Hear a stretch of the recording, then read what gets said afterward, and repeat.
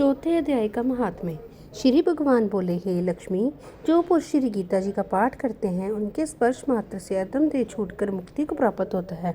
लक्ष्मी जी ने पूछा, हे महाराज, श्री गीता जी के पाठ करने वालों को छूकर कोई भी जीव मुक्त हुआ है? तब श्री भगवान ने कहा, हे लक्ष्मी, तुमको मुक्त हुए की एक पुरातन कथा सुनाता हूँ। भागीरथी गंगा जी के तट पर एक काशीपुरी नगर है। वहाँ एक वैष्णव श्री गीता जी के चौथे अध्याय का पाठ किया करता था।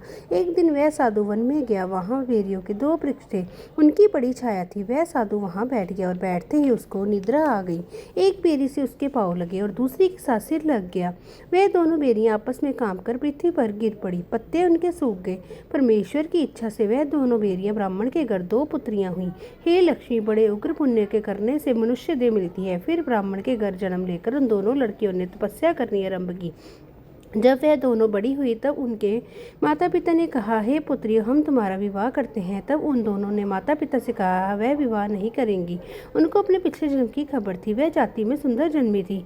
उन्होंने कहा, एक हमारे मन में कामना है, परमेश्वर वह पूर्ण करे तो बहुत बड़ी बात है। उनके मन में यही था कि वह साधु जिसके स्पर्श करने से हमारी अधम देह छूट कर देह मिली है, वह मिले तब बहुत भला है। इतना विचार कर दोनों लड़कियों ने माता पिता से तीर्थ यात्रा करने की आज्ञा मांगी।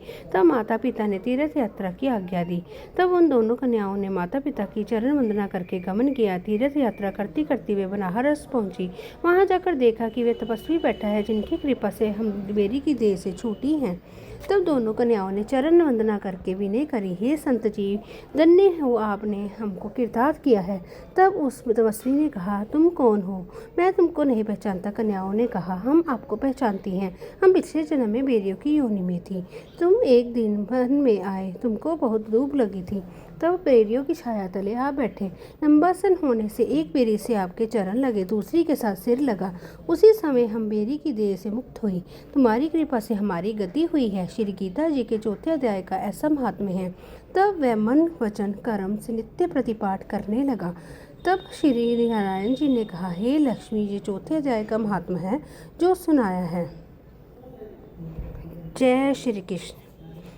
वीडियो को सब्सक्राइब करें और बेल आइकन का बटन दबाना ना भूलें। जय श्री राम।